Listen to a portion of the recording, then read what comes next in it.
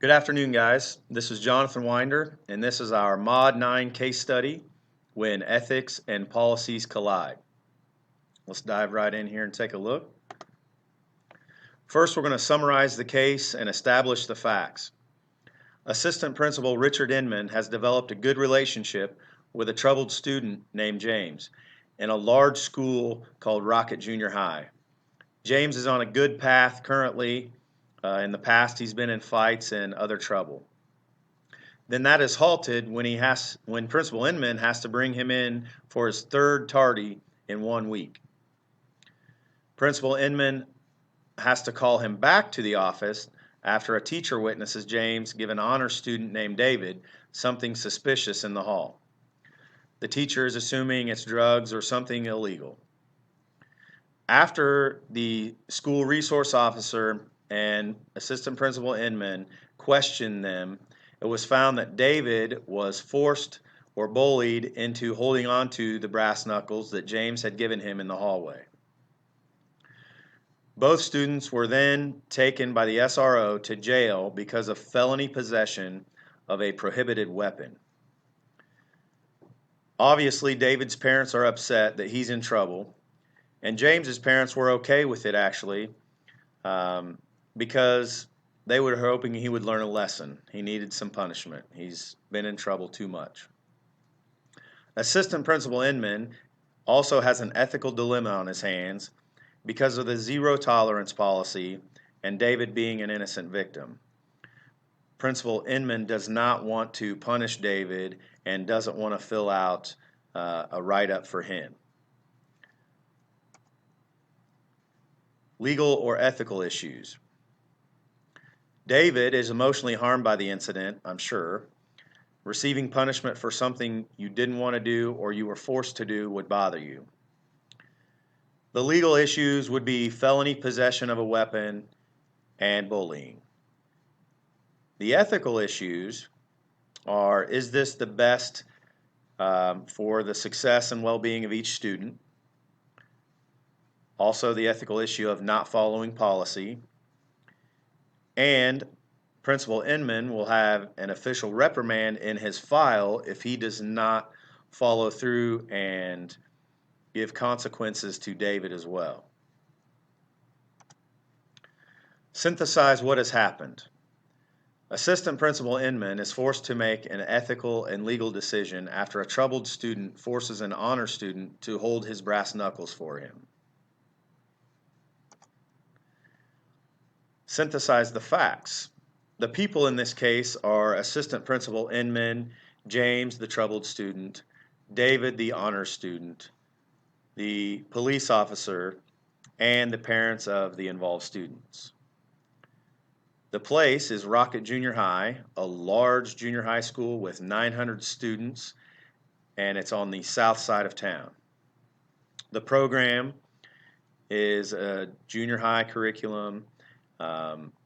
I'm assuming from the resource that it is a public school as well.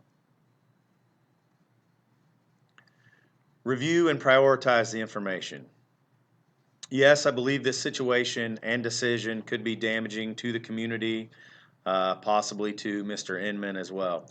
If David's parents are mad enough, obviously they could come after Mr. Inman, his job, complain to the school board with how he handled the situation and things of that nature.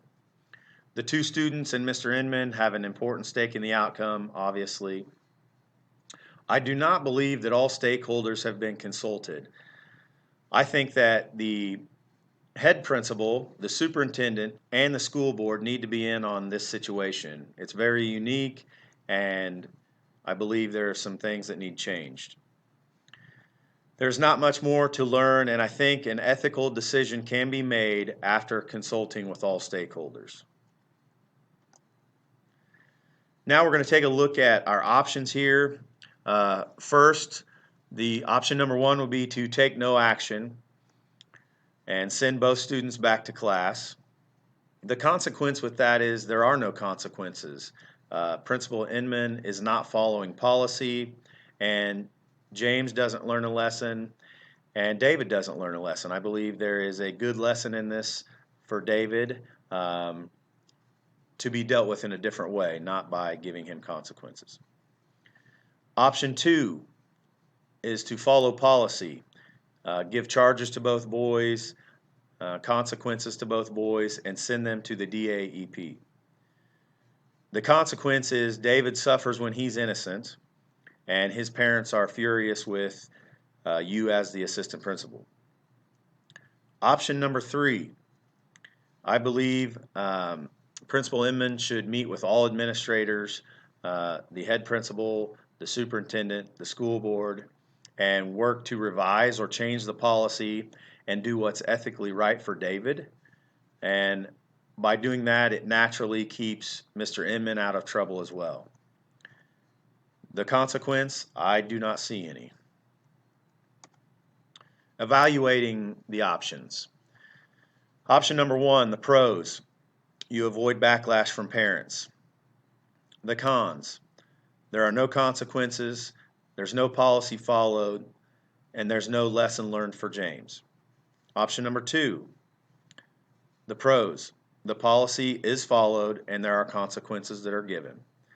The cons are David is in trouble when he's innocent and his parents are furious. Option number 3, the pros. David is cleared from all wrongdoing. James gets consequences.